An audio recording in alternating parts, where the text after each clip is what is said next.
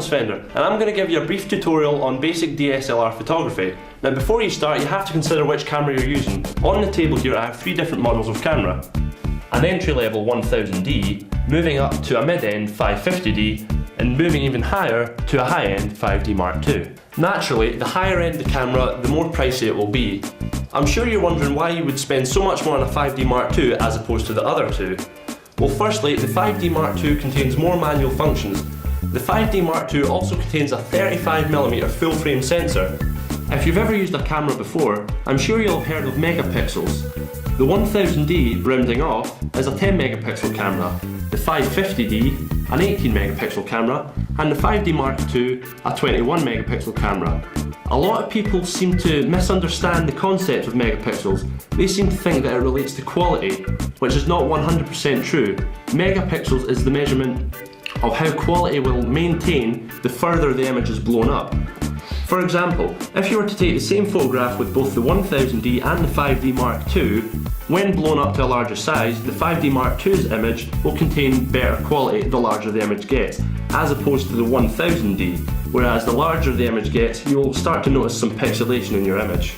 Another feature which differs from different ends of cameras is your ISO setting. The ISO setting is important to maintain properly exposed images in different areas of light. The higher end the camera, the higher the ISO setting. For example, the 5D Mark II will perform better in low light and keep your images properly exposed, whereas the 1000D or the 550D might underperform in these lighting conditions. Most of the cameras that you purchase will come with a kit lens. This is good at first, but eventually you're going to want to buy a specific lens to suit your area of photography. Here are some examples that I have with me.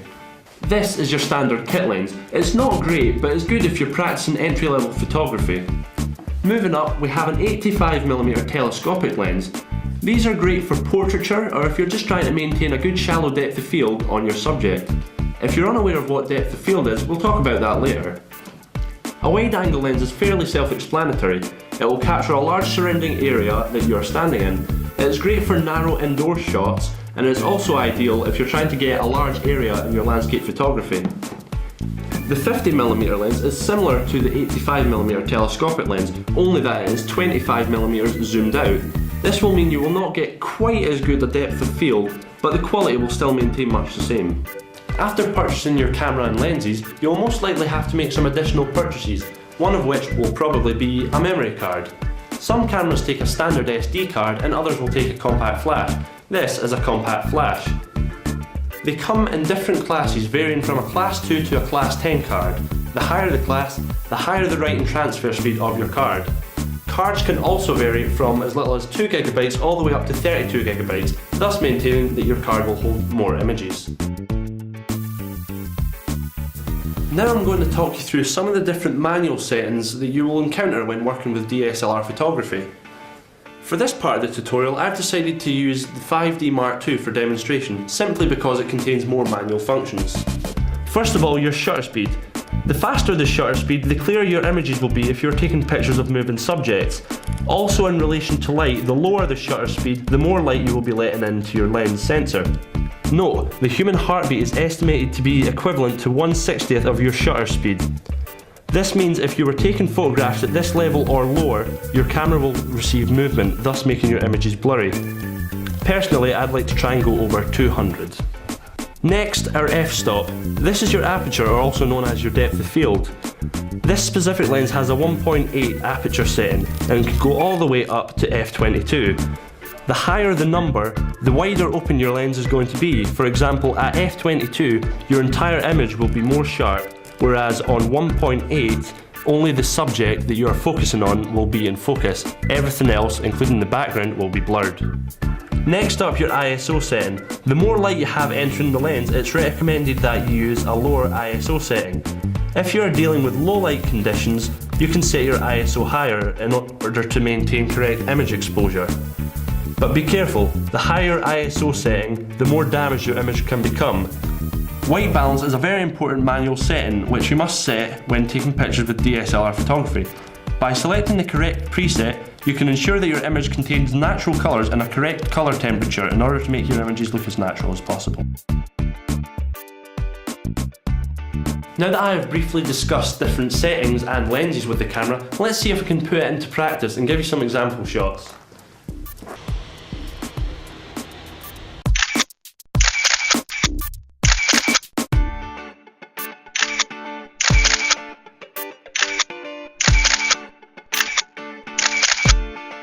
For this portraiture shoot, I've decided to kit my camera with an 85mm lens and a 1.8 aperture.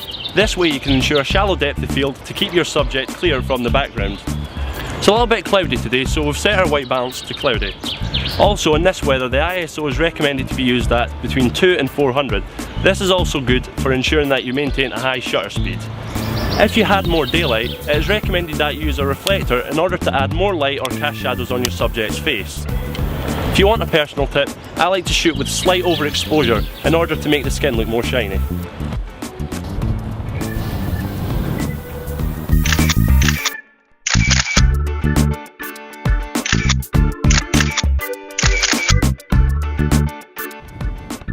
For this sports shoot, I've decided to use a 24-105 wide angle lens which contains image stabilisation, a handy feature if you're not using a fast action camera. The most important feature when shooting sports photography is to have a fast shutter speed. To ensure that I can get this, I'm switching my ISO setting higher between 4 and 600. This will counterbalance the shutter speed. Because it's sunny, I've decided to change my white balance back to the daylight setting. Also, I've decided to balance the exposure as opposed to making it slightly overexposed. I've decided to set a high aperture because so much is going to be going on throughout the frame. I don't want to make my depth of field too specific. Because of movement, it's recommended that you use a tripod to stabilise your image. However, if you're in a crowd and you have to move around, it's recommended that you use a monopod. If you want a personal tip, set your camera to continuous shooting just so that you make sure you don't miss that exact moment.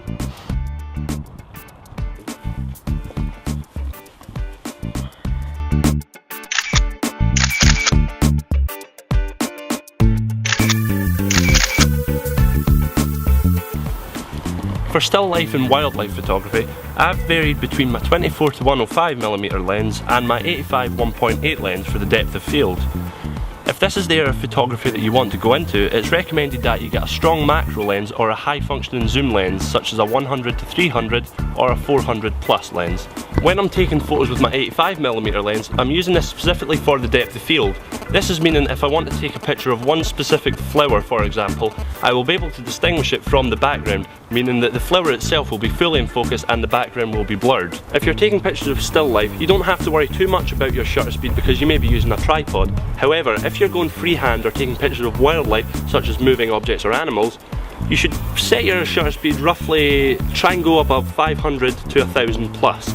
This way you can prevent image blurring as the animal moves. Our white balance is once again conditional to the weather, but our ISO setting I've decided to put slightly higher because we're exposed to less light, as the subjects that I'm focusing to are more closer to the ground. Here's a tip: if you don't have a macro lens, just use a lens which has a zoom function and go closer in. This way you don't have to have your lens too close to your subject in order to focus.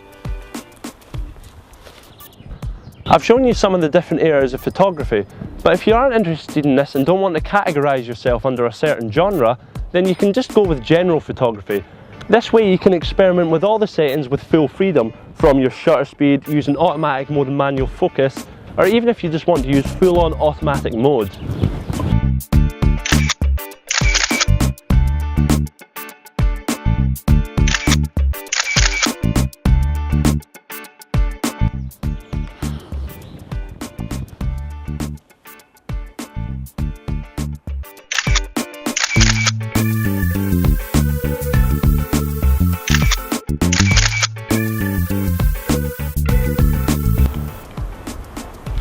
When doing landscape photography, it's recommended that you use lenses that vary from wide angle 18 to roughly 100-150 depending on your distance. I'm currently using my 24-105 wide angle lens fully zoomed out to ensure that I can get the widest image possible. A subtle touch is to set your depth of field as deep as possible. This means the higher the number. Because you're not focusing on a specific subject, you want to ensure that most of your image is in focus. If you're taking landscape photos freehand, have the shutter speed set over 100 to prevent image blurring. Most of the time, since you're taking pictures of a still subject, the shutter speed won't matter as it's possible to use a tripod. Your ISO and white balance will be dependent on your weather conditions and the brightness of your shooting area. I've personally set my white balance to the sunny setting because the weather's pretty good today, and my ISO setting I've put it as lowest setting, which is 100, but I seem to vary between 1 and 200 depending on how the day goes. If you want a personal tip, if you're dealing with direct sunlight, attach a UV filter onto your lens to minimise sun glare. As you can see, I've just given you a few examples of the different areas of photography that you can experiment in. Just a reminder that one camera won't be able to cover every area of photography. This specific camera is not a sports action camera, thus I found taking fast moving sports pictures rather difficult as the image kept on blurring. I've shown you some examples of how setting your manual settings correctly can result in some good photographs, but what happens if you set your manual settings wrong? Here's a few examples.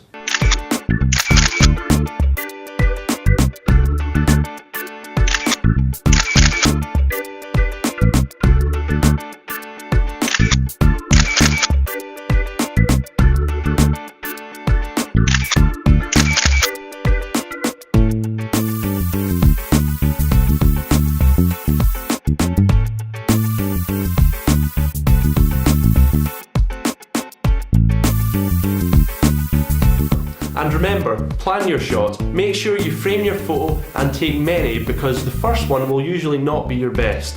Always remember to carry spare batteries and memory cards. Thanks for watching. I hope this tutorial has been really helpful in understanding the basics of DSLR photography.